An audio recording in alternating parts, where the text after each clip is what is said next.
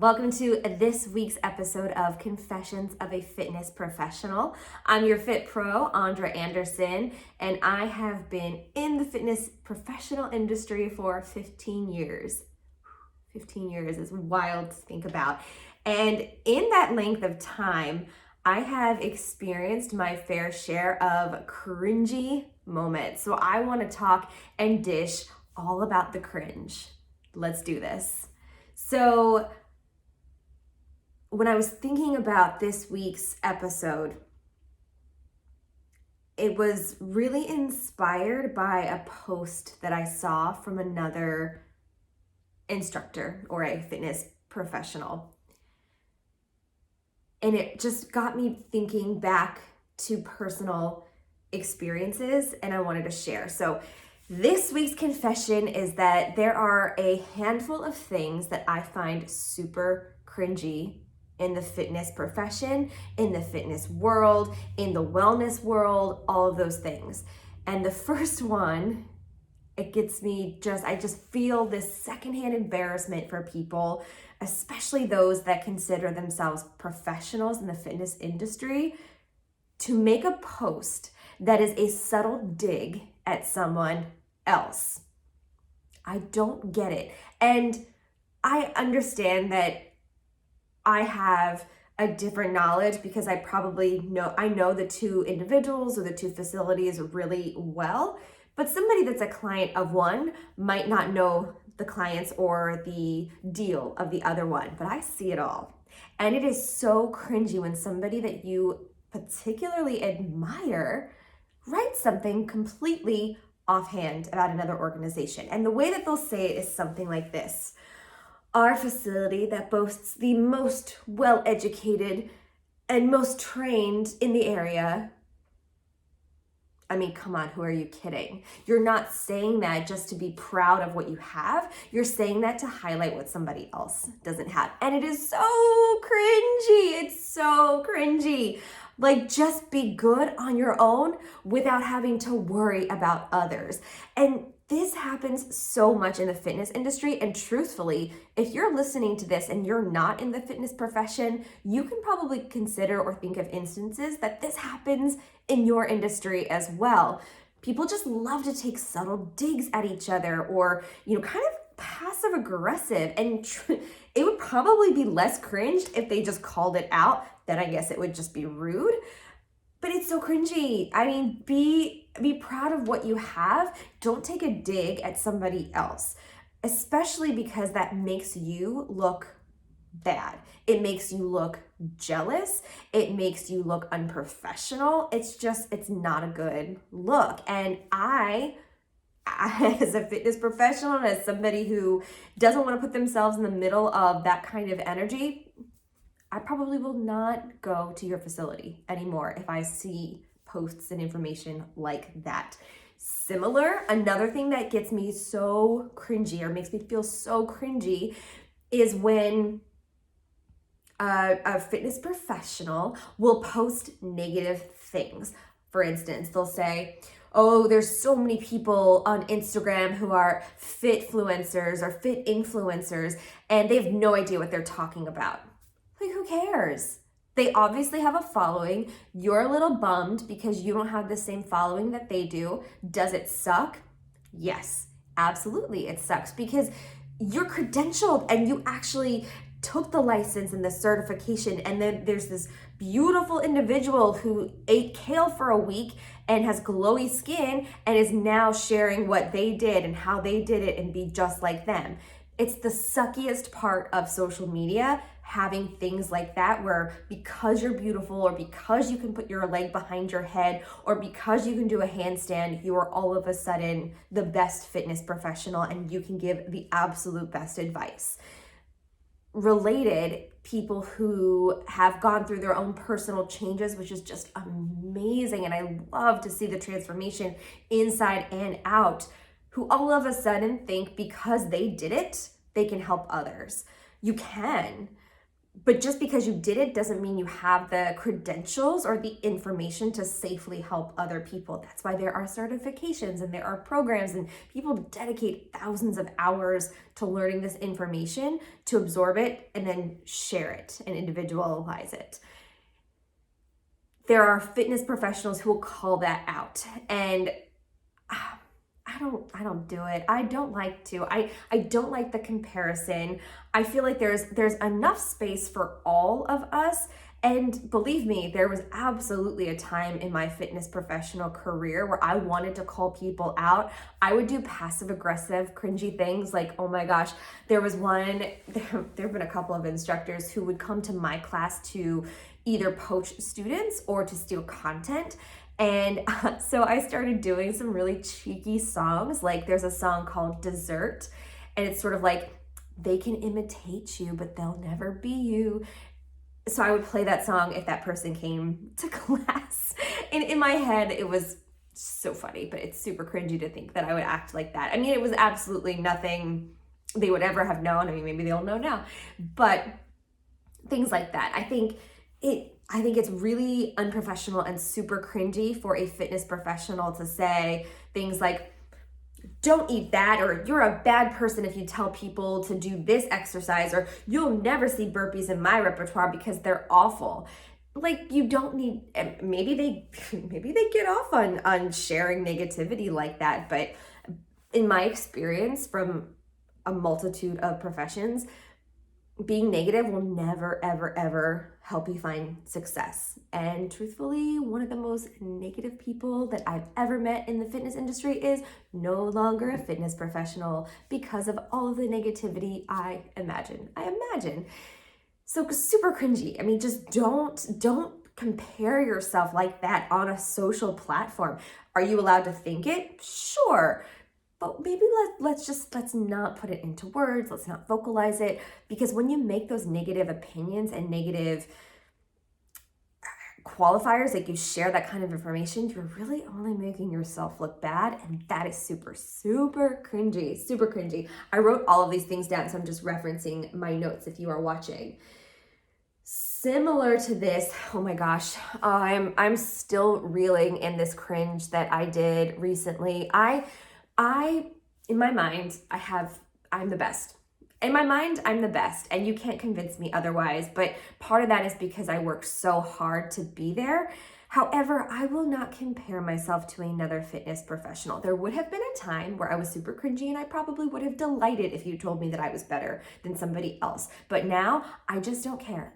They can be good and do their thing. I'll be good and do my thing, as long as I'm continuing to be able to offer the classes that I want and be paid to do it and warm the hearts of many and delight and see that look. I mean, last night, oh my gosh, I had somebody that was brand new to high fitness, and you could see the spark and the joy in her eyes as we were going through each song. She was just beyond delighted. That is why I do what I do. So as long as I keep getting that response, I'm not going anywhere. So I don't understand the whole needing to be the best thing. And I feel gross, and I feel sick to my stomach that I participated in it. So recently I got a notification that I was nominated for best fitness trainer, something like that, by some readership organization through a newspaper. And I was like, okay, I've gotten those notifications before, and I've done nothing about it because it just doesn't do anything for me to say I'm the best and to have a plaque and to write it down. That being the best does not fuel me because I already think I'm great. So that sounds really ego. You should believe that you're great, though. You should believe that you're the best. You should put forth the effort and the energy to be the best. And that's worth more than any piece of paper, worth more than any accolade. But I get, for some people that are achievement-based, like, that's a huge deal. So I'm not knocking that process. I think it's great if you love it and you want it and you need it, but it's never been something that I've ever needed. I don't need to be told I'm doing a good job. I don't need the praise. I give myself enough of that. Believe me, I think I'm number one in my head. So I gave in and I sent out a message asking people to vote for me, and I cannot stop thinking about it. I feel so disgusting. I feel cringy. I feel like it was the absolute worst thing I could have done. I don't want to get people's attention by asking them to vote for me. Now, that being said, like I will, if you ask me to vote for you, I will absolutely participate. But for me, oh my gosh, I feel so cringy about it because I don't need to win. I don't need a plaque. I don't need the accolade. I don't need it. The only plaque accolade I need is that recertification that I passed the test, that I did all the things that I needed to do to continue offering classes to you. That's all I need. Don't need praise. So I feel really gross about it. And I wanted to share that because this is where we make confessions and we're honest. Again, I am absolutely not knocking it if that is something that you love, if you love getting the praise. We all have different love languages, right? Mine has never been praise. I don't need people to be like, you're amazing, because I tell myself that every day in the mirror. I don't need you to say it too. So I'm working through that. And honestly, if the results are in and I do win, I don't know what I'm going to do about it. I hope I don't. I really hope I don't, because I don't need it, and I'm not going to show up to any event to accept anything. I'm just not going to do that. So fingers crossed that we don't win. Put that energy out there. What else? Oh, okay, so that was like the top cringy thing. When I asked people to vote for me, I kind of touched on this already. I do think it's a little cringy when Fitfluencers share advice, especially, they're trying to market an item because they get paid to do it. I think that's really cringy. I hope I never do that. I know never say never, because we all are just trying to get out there, make a buck or whatever. I just really hope that people put the best out there, and they're not just trying to get a quick dollar from somebody else, that they're actually trying to share good science-backed information, and they're taking the appropriate steps to get there. In my 15 years, I have done a lot of certifications. I've sat through a lot of courses.